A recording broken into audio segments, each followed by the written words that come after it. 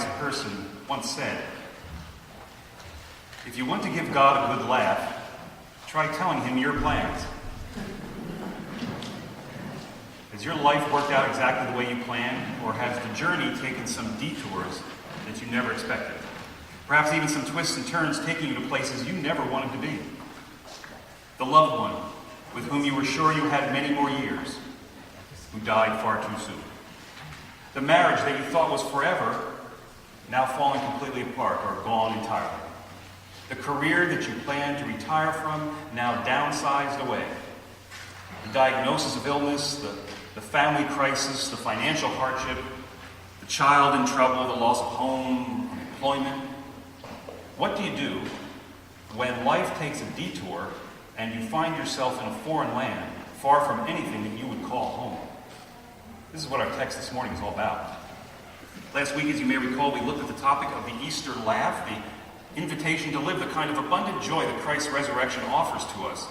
Well, this week we turn to consider the very real, very necessary counterpoint to this, namely, those times in life when, due to our circumstances, such joy seems far from us, hard, if not impossible to find.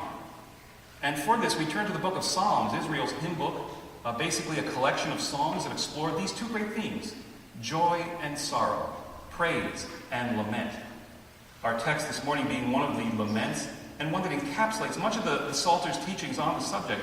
It's one of the few psalms that scholars believe that we can fairly accurately pin down as to the time and the circumstance of its authorship. Psalm 137, by the clear references that it contains, addresses the time of the Babylonian exile. In 587 BC, the Babylonian Empire overran Judah, destroyed the city of Jerusalem, and carried off many of the people of Israel as slaves. It is exactly in this horrifying situation that the author of our text this morning finds himself. Far from home, ripped from everything that he holds dear, lost in pain, life spinning out of control. And as a means of summing up the struggle now before him, he asks this question: how shall we sing the Lord's song in a foreign land? That is, how do you find the goodness of God when everything is so wrong? It's a great question. How do you hold on? How do you make sense of things? How do you carry on and find any reason and joy when life has detoured so far from anything that you would call home? How do you sing the Lord's song in a foreign land? A few thoughts. I believe that the first thing we need to remember is that there are those times in life when you just can't sing. When you just can't sing the Lord's song, no matter how hard you try. Consider how the psalm begins. By the rivers of Babylon, there we sat down, and there we wept when we remembered Zion. On the willows, there we hung up our harps. They hung up their harps. They put away their musical instruments. Here they were, the temple musicians, a people of song, but they just couldn't bring themselves to sing. They just didn't have it in them. The situation had overwhelmed them, and I believe this is very important. I think there tends to be within the community of faith this constant unspoken message, this subtext to so much of what we do, that somehow if you have God in your life, if you really are a person of strong faith, then life never gets the better of you. At the extreme, it's the belief that having God in our lives means that God will keep problems away from us. At the very minimum, it's the belief that if a person has true faith, then no matter what happens to them, they will always remain upbeat and optimistic. Well, here is a text that blows all this faulty theology right out of the water. Here is a text about people close to God, whom God has kept nothing from, not even some of the most horrible things imaginable. Here is a text about a people of strong faith, who still find that faith consumed by a terrible situation in their life, reminding us that having God in our lives is not about having a way to avoid life's problems. It's about having a way through them. That having faith is not about being able to sail above the storms of life. It's more rightly an anchor within them. This psalm begins with a people of great faith, people close to God who, due to their very trying circumstances, are unable to sing the Lord's song. And this tells us that right up front that the same thing is going to happen to all of us at times, and that's okay. Notice how the text even says further, "For there our captors ask of us for songs, and our tormentors ask for mirth, saying, 'Sing us one of the songs of Zion.'" How could we sing the Lord's song in a foreign land? Have you ever had those times when you're down and people's advice to you is, "Come on, cheer up, get over it, put on a happy face"? Yet you can't, right? Doesn't work. In fact, they're well-intentioned platitudes. Put on a happy face, turn that frown upside down, right? Almost seems to make things worse, right? You want to strangle them. Our tormentors demanded of us mirth. But how can we sing the Lord's song in a foreign way? We are all going to hit those times when we just can't sing. And that's okay. It doesn't mean that there's something wrong with us, or that our faith is weak, or that God is absent. It's just how it is. The people of Israel find themselves in a horrible situation where they can't sing the Lord's song. But in the psalm, what can the people do? What is the whole text about? This whole psalm is about the psalmist expressing him or herself to the Lord. That is, it's a prayer, and a pretty rough prayer at that. Did you happen to notice how it concluded? Did it catch your attention and leave you more than just a little bit disturbed? It ends like this. Remember, O Lord, against the Edomites the day of Jerusalem's fall, how they said, tear it down to its foundations. O daughter Babylon, you devastator. Happy shall they be who pay you back for what you have done to us. Happy shall they be who take your little ones and dash them against the rock.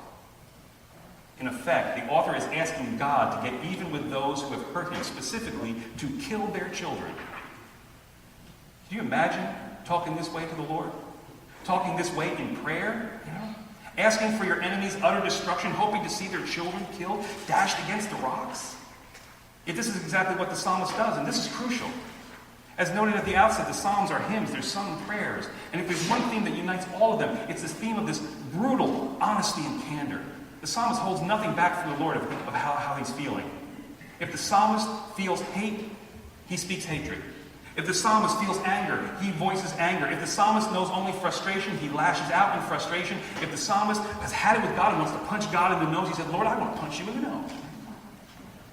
As one scholar writes, Psalm 137 and the Psalms as a whole are an invitation to a kind of prayer that is passionate in its utter honesty. And this, I believe, is the first great lesson for us this morning. One of the greatest lessons of the whole life of faith, namely, that at times we're all going to be in those situations in life where we find ourselves in a foreign land, far from home, far from joy, where we just can't sing, we just can't find a song. But what we can and must do in those situations is offer to God the fullness of what we're going through, uncensored, not sugar-coated, not watered down. For only in this way can we ever begin to get a handle on things. Basically, what holds a lot of people back in the tough situations of their lives is either that they don't pray at all, they never bring God at all into the situation of their life, they have no relationship with the Lord, or even more commonly, that their prayers are just superficial. That is, we often don't offer to God what we're really going through, what we're really feeling, and thus God is held back from addressing the real issues. Do you remember the story of a little boy whose mother told him to go upstairs and say his prayers? The boy reluctantly went upstairs. A short time later, his mother went up to check on him. As she came to his door, she heard him reciting his ABCs. A, B, C, D, E, F. She stepped into his room and angrily confronted him. I thought I told you to say your prayers. I know, said the little boy, but I'm worried about so many things. I couldn't think of what words to say, so I figured I'd just put all the letters out there and let God sort it out.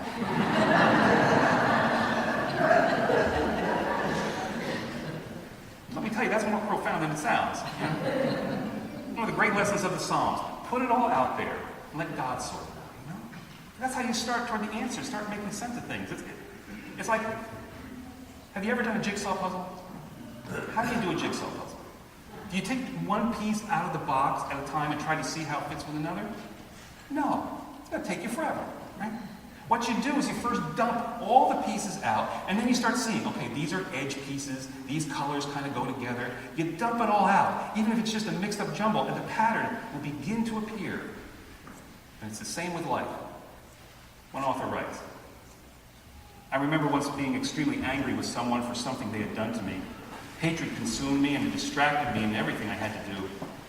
But I kept saying to myself, it's not right to be angry. A good Christian doesn't have such thoughts. Put that away.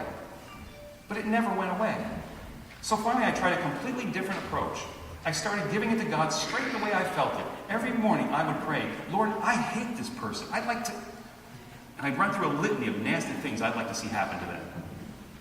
First day, nothing. Second day, nothing.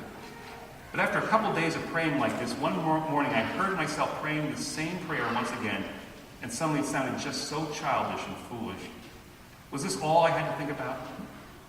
I began praying other prayers for them, for me, and my anger left me. When I tried to avoid it, it stayed with me. But when I chose to accept it and to offer it to the Lord, it left. First thing to know when you find yourself in a foreign land, there will be times when you just cannot sing. That's okay. Just make sure you're offering everything of what you're going through to God in prayer. Which takes us to the next thought, the need to keep moving. As mentioned, this psalm ends on a very angry, very vindictive tone. In fact, for me, the psalm almost seems to end without an ending. We just get this bitter, cruel outburst. Yet the situation is still unresolved. The psalmist's own emotions and ability to cope with and to deal with and to live in his new situation is unchanged. Nothing has happened. Why? Well, once again, consider the beginning of the psalm. By the rivers of Babylon, there we sat down, and there we wept. By the rivers of Babylon, there we sat down. This symbolically is so much of the problem. This person found themselves in a foreign land, and there they sat down. They stopped. This is what happens to us all quite often when we face a troubling situation. We sit down, we stop in it, we stall out, wanting what was, wanting what should be. The problem is, as with the psalmist, the way it was, the way it should be, is no more. It's gone. Jerusalem is laid waste. You can only go forward. There is no going back. Don't we all know people who have gotten stuck in some problem in their lives? It happens to us all at times. Sometimes for a moment, sometimes forever. Life somehow doesn't go the way we want or hope.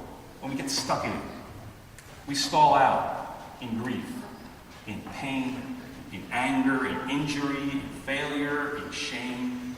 So desperately wanting, insisting that life be right, that things be the way they were, the way they should be. We get stuck like the psalmist here.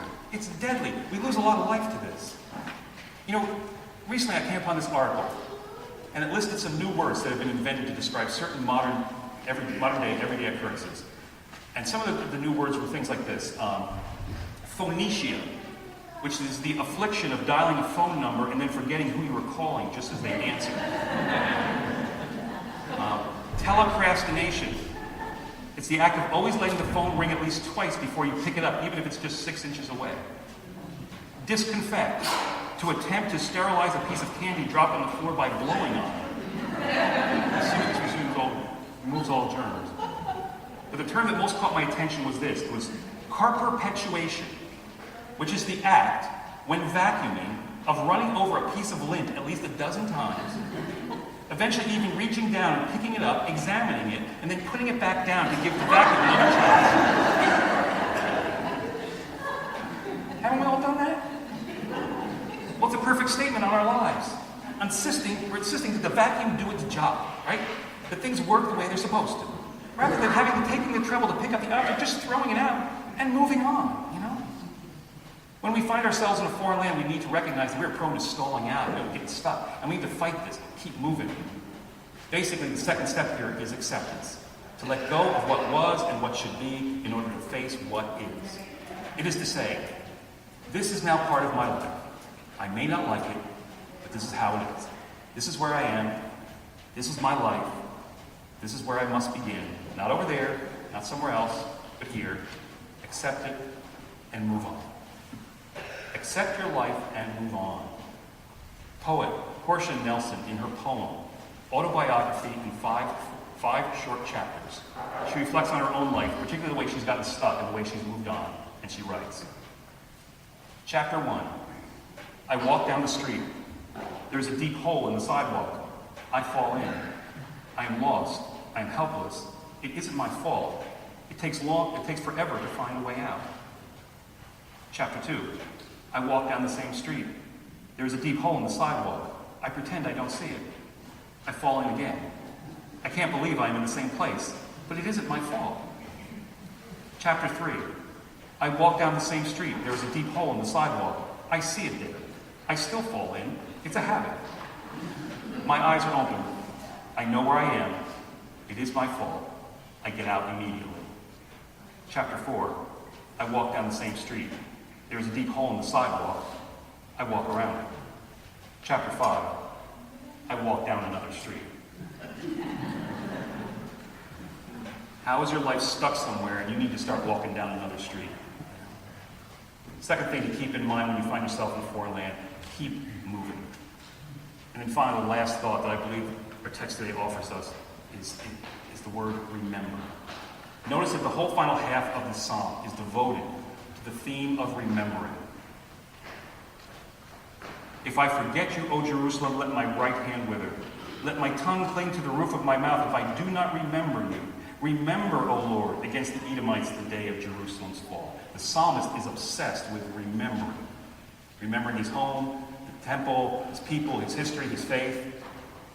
And it's quite understandable that he should feel this way. He's rightly concerned about losing his identity, of losing his faith by having it corrupted by foreign influences. Notice, however, one thing he doesn't seem to be remembering.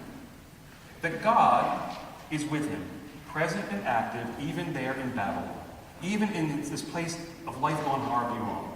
He has forgotten one of the central tenets of his faith, of our faith, that the Lord is not just the God of one place, but the God of all places, of everywhere. That is, the psalmist may not like where he is. He may not feel like God is there, like he's calling out to a distant God. But that doesn't stop God from being right there with him. He's remembered everything except the one most important thing that can change the whole meaning of the place in which he finds himself. Changes from being a situation that is in charge of him to one in which he is in charge of his situation. Basically, the final point here is this. Remember that God is present wherever life takes you. Take hold of this reality and refuse to be a victim of life and instead take charge. Claim the presence of the Lord. Claim wherever you are for God. Think of it this way. The psalmist here, he's in a terrible, terrible place. He's poor, oppressed, imprisoned. His captors are tormenting him. It seems that all is lost. Yet notice what he has, even in the very taunts of his captors demanding that he sing his songs. He has an opportunity to witness to his faith, to take up his instrument and to sing the songs of God, to witness to the power of the Lord who gives him strength wherever he is, to witness to the fact that his enemies, they've not defeated him. He has an opportunity to use where he is as a ministry, to make this not just a wrong place, but a sacred place. And this, you see, is the final lesson here. Don't just let life happen to you. Claim wherever you are for the Lord. Make it a sacred place. Especially those places you least want to be. Use them as opportunities for ministry. If you've been through a divorce, let God use that in ministry to others going through divorce. If you've been through cancer, offer that to God to use in ministry to those facing cancer. If you've experienced the loss of a loved one, give that to God in ministry to those who are grieving. Whatever. No, don't just let those events of your life happen to you to passively take you somewhere. Claim wherever you are for God. You know, I once read about a Harvard professor who gave a speech about the explorer Christopher Columbus, in which he noted three very profound things about Columbus's journey to America. First, that when Columbus left Spain, he didn't exactly know where he was going. Second, in arriving in the New World, he didn't know where he was. And third, when he returned to Spain, he didn't know where he had been. The professor's point? That this is a great lesson for life. That Columbus didn't know where he was going. A lot of stuff went wrong. He didn't wind up where he expected. In fact, he didn't exactly even know where he was. But what made him great is that wherever he wound up, he claimed that place. He claimed it for the king. Right? And this is finally what we need to do every single day. Wherever we are, we need to claim it for the king. Take wherever life brings you and offer it to the Lord to be used as a ministry. Christian author Mark Hansen writes, at a young and tender age, Patty Wilson was told by her doctor that she was an epileptic. She was heartbroken and sad and very scared. Her father, Jim Wilson, is a morning jogger. One day, Patty, smiling through her teenage braces, said, "Daddy, what I'd really like to do is run with you every day, but I'm afraid that I'll have a seizure." Her father told her, "If you do, I know how to handle it, so let's start running," which they did every day. And Patty loved it, and so did her dad.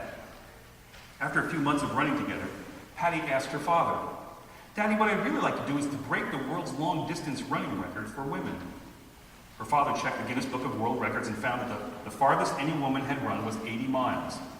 That day, Patty announced, "As a freshman in high school, I am going to run from Orange County up to San Francisco, a distance of 400 miles. As a sophomore," she went on, "I'm going to run to Portland, Oregon, over 1,500 miles.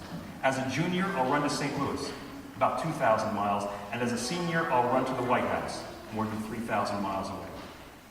To make a long story short, this is exactly what she did. As a freshman, she ran to San Francisco. As a sophomore, to Portland. As a junior, to St. Louis. And finally, as a senior, wearing a t-shirt that read, "I love epileptics," and followed by her mother, a nurse, in a support vehicle, that was covered with a giant poster from Patty's classmates that read, "Run, Patty, run." After 4 months of almost continuous running, Patty arrived at the White House and shook the hand of the president. Hansen concludes, "I told this story at one of my seminars not long ago, and afterward a big teary-eyed man came up to me and stuck out his big meaty hand and said, 'Mark, my name is Jim Wilson, and the girl you were talking about is my daughter.' However, you left out the most important part of her story. Patty didn't just run for herself. Because of her faith in God, she ran to help others. And thanks to her efforts, enough money has been raised to open 19 multi-million-dollar epileptic centers across the country." Patty didn't allow herself to get trapped in the despair of her life, what her life should have been. She literally moved on, offering where she was to God, and God met her there with a blessing. Someone once said, "Life is what happens while you're busy making other plans." Has your life worked out exactly the way you planned, or has it taken some detours? What do you do when you find yourself in a place you would rather not be? How does one sing the Lord's song in a foreign land? Pray completely. Keep moving. And remember to claim the land for God. Let us now prepare to celebrate the sacrament of our Lord.